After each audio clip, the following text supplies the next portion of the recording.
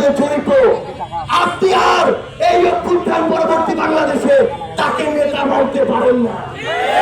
যদি মানেন তাহলে আপনার বিবেককে আপনি বিক্রি করে দিয়েছেন। আমরা আপনাদের কাছে অনুরোধ করব, আগামী বাংলাদেশে প্রত্যেকটা ইলেকশনে মেম্বার হোক, চেয়ারম্যান হোক, এমপি হোক, প্রত্যেকটা ইলেকশনে নিজের এই বিবেকটাকে কাজে লাগিয়ে এই বিবেককে বিক্রি না করে সবচেয়ে ভালো মানুষটাকে আপনারা প্রতিনিধি নির্বাচন করবেন। তাহলে যে হাজারের অধিক আপনাদের সন্তানরা জীবন দিয়েছে তাদের ওই জীবন দেওয়াটা সার্থক হবে। আপনাদেরকে একটা অনুরোধ করি, অভ্যুত্থান পরবর্তী এই বাংলাদেশে যেই বাবার সন্তান হারিয়েছে, যেই মায়ের সন্তান হারিয়েছে, তারা বুঝে কি ব্যথা।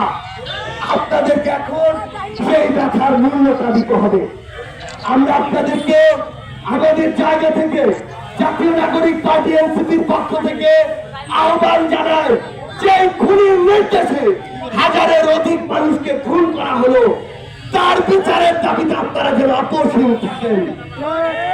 যারা জীবন দিয়ে খুনি হাসিনার পতন ঘটালো সেই খুনি হাসিনার বিচারের পূর্ব পর্যন্ত আপনারা যেন মুখ দিয়ে অন্য কিছু না বলেন।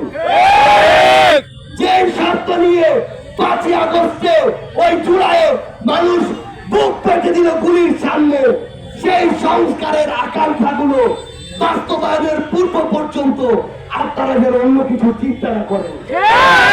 আমার এই উত্তরের জনপদের মানুষ, আমার এই নীলফামারী, পঞ্চগড়, দিনাজপুর, রংপুরের মানুষ এতদিন শুধু বিভিন্ন ধরনের কমিটমেন্ট শুনেছে, কিন্তু উন্নতি হয়নি, কাজ হয়নি।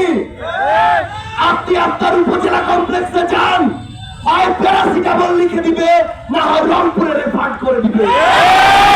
আপনার হসপিটালে কোনো যন্ত্রপাতি নাই, সিস্টেম পুরার উন্নতি হয়নি। এখনো যারা অফিসার, সরকারি কর্মকর্তা, কর্মচারী, তারা সাধারণ জনগণকে দাস মনে করে, সেই ভাষায় কথা বলে, তারা সাধারণ জনগণকে জিম্মি করে টাকা খায়। এই ভূমি অফিস থেকে শুরু করে থানা, প্রত্যেকটা সরকারি অফিসে কেউ যদি আবারও চাঁদাবাজি থেকে শুরু করে দুর্নীতি করে, আপনাদের একসাথে রুখে দিতে হবে। আমার যারা তরুণ প্রজন্মের সহযোদ্ধা ভাইরা বোনেরা আছেন, আপনাদের উপজেলা যে কেউ দুর্নীতিবাজ, কালপিট, যারা আগামী দিনে জনপ্রতিনিধি হওয়ার স্বপ্ন দেখে, সোশ্যাল মিডিয়া আপনারা তাদের মুখ উন্মোচন করে দিন, তাদের কুকর্ম